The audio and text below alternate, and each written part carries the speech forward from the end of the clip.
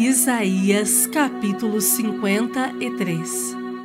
Quem creu em nossa pregação? E a quem foi revelado o braço do Senhor? Porque foi subindo como renovo perante ele, e como raiz de uma terra seca. Não tinha aparência nem formosura. Olhámo-lo, mas nenhuma beleza havia que nos agradasse.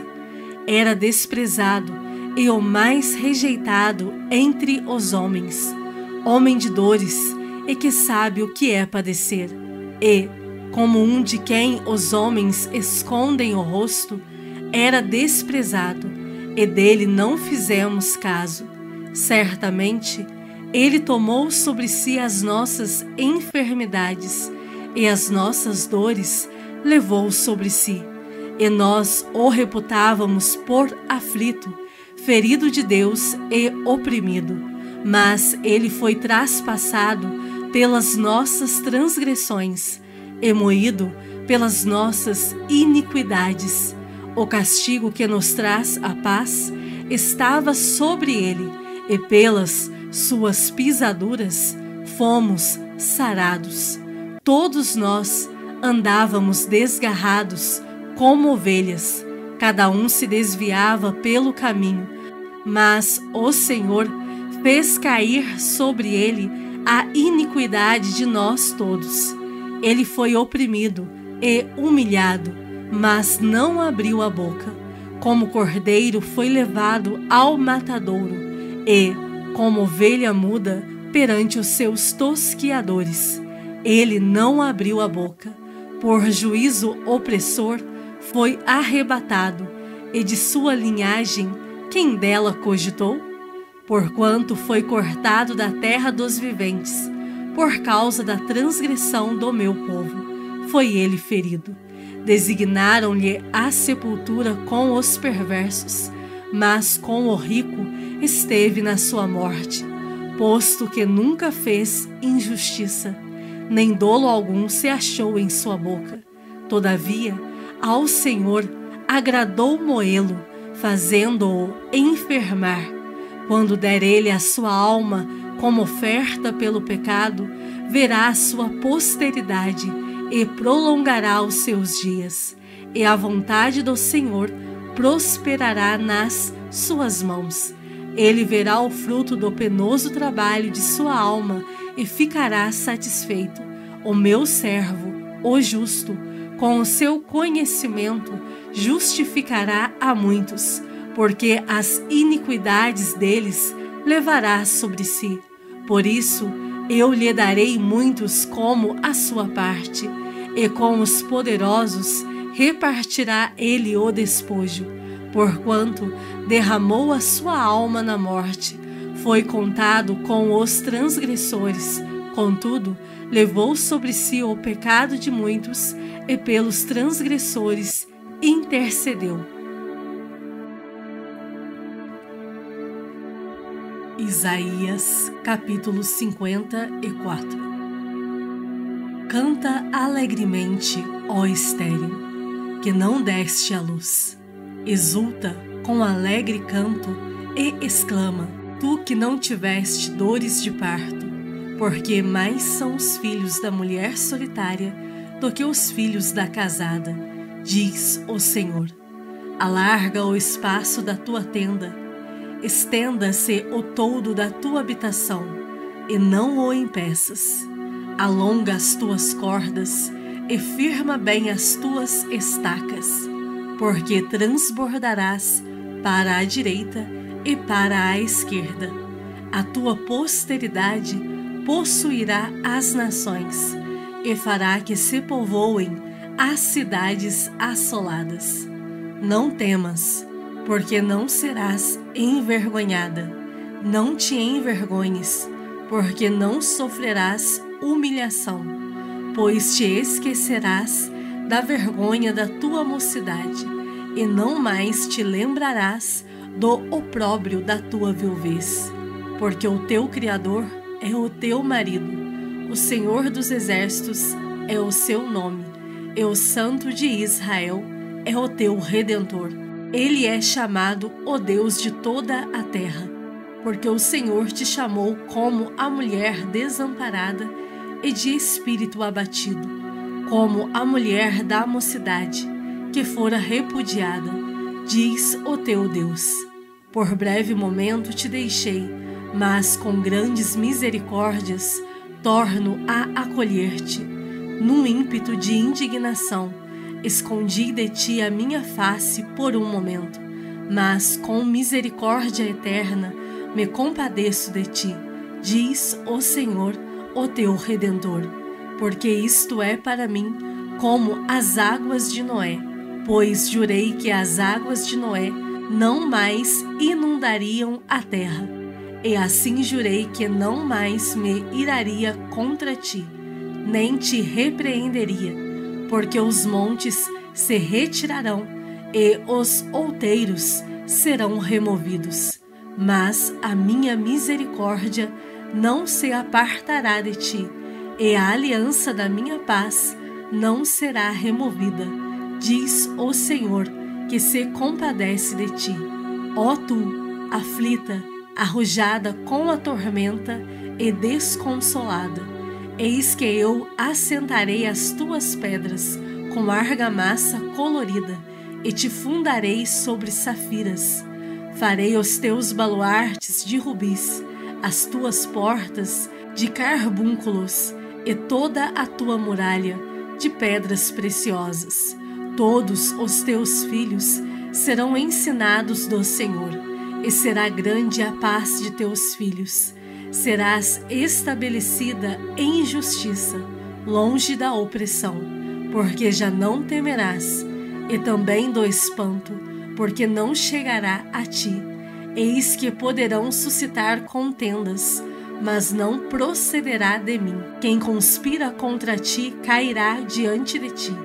Eis que eu criei o ferreiro, que assopra as brasas no fogo e que produz a arma para o seu devido fim. Também criei o assolador para destruir. Toda arma forjada contra ti não prosperará.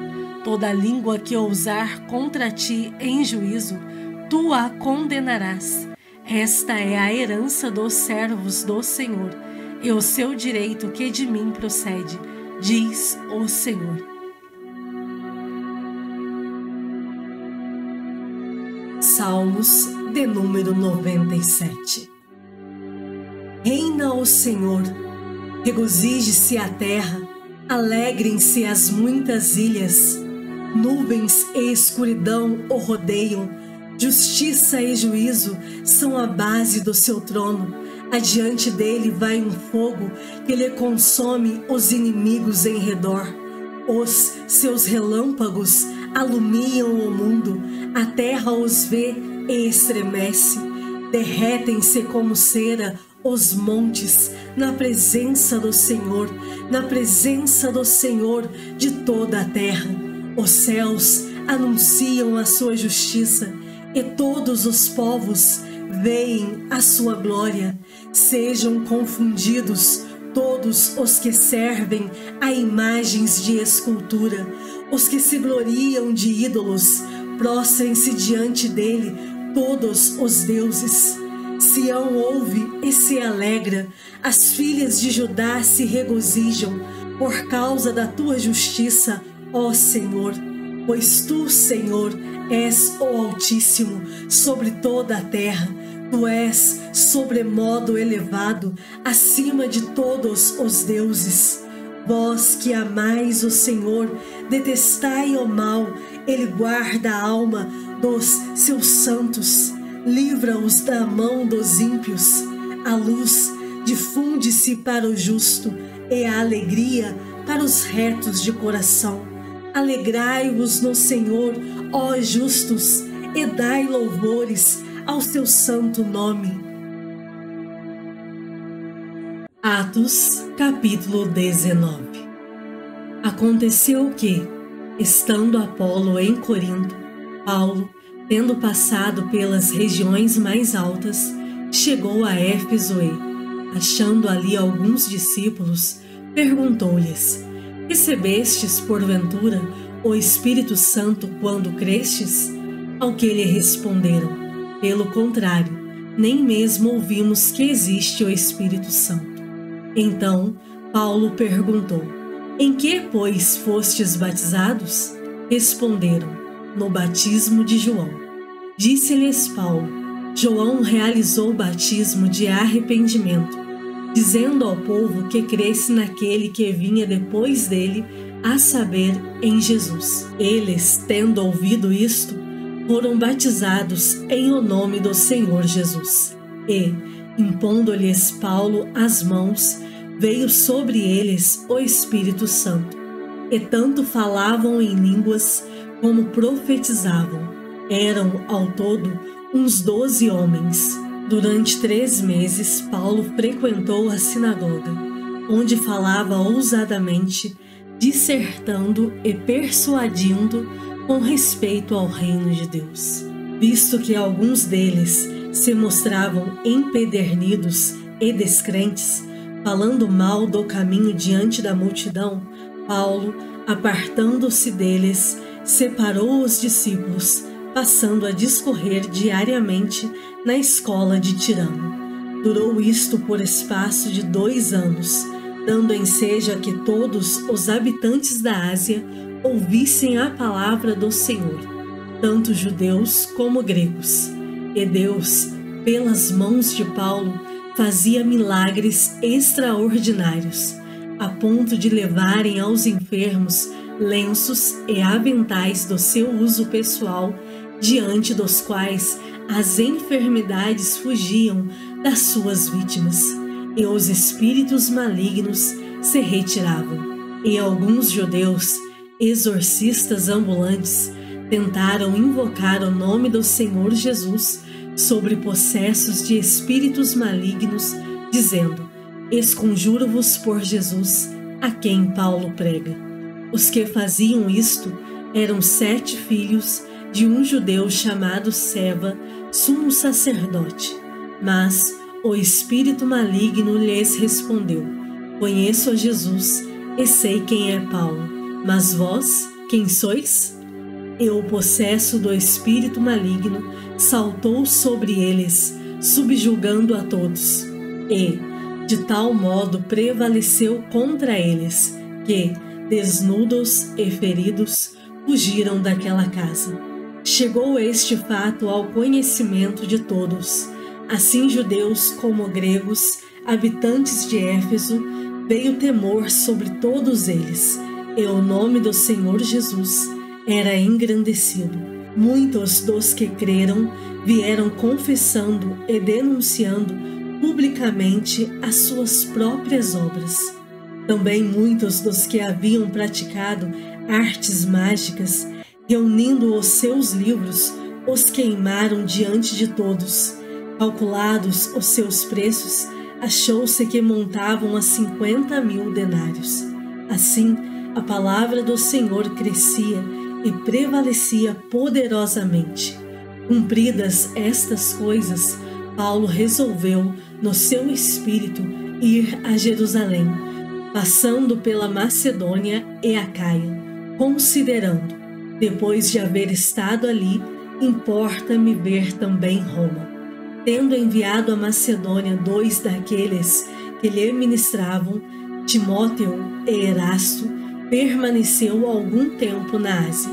Por esse tempo, houve grande alvoroço acerca do caminho, pois um ouvires, chamado Demétrio, que fazia de prata nichos de Diana e que dava muito lucro aos artífices, convocando-os juntamente com outros da mesma profissão, disse-lhes: Senhores, sabeis que deste ofício vem a nossa prosperidade.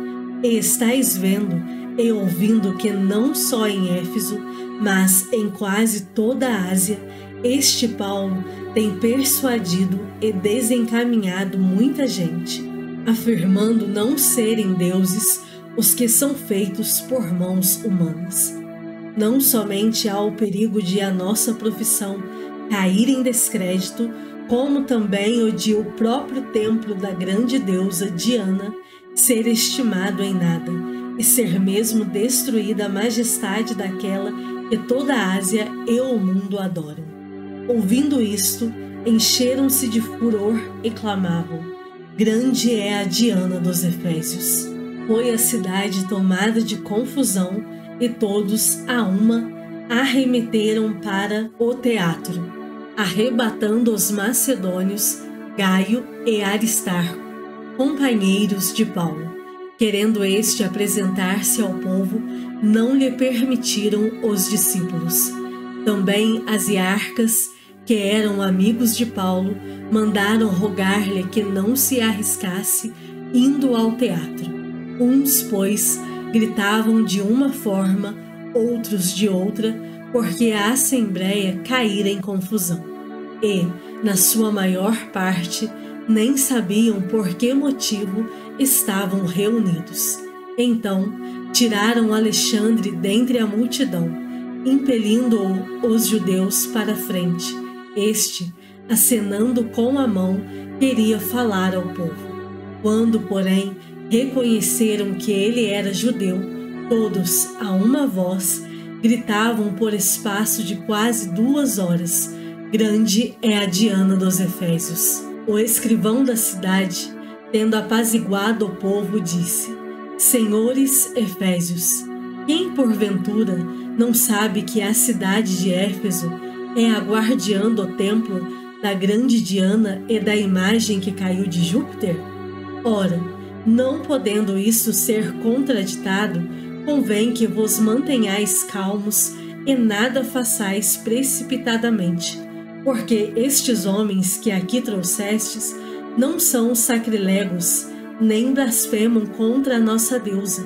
Portanto, se Demétrio e os artífices que o acompanham têm alguma queixa contra alguém, há audiências e procônsules, que se acusem uns aos outros. Mas, se alguma outra coisa pleiteais, será decidida em assembleia regular. Porque também corremos perigo de que, por hoje, sejamos acusados de sedição, não havendo motivo algum que possamos alegar para justificar este ajuntamento. E, havendo dito isto, dissolveu a assembleia.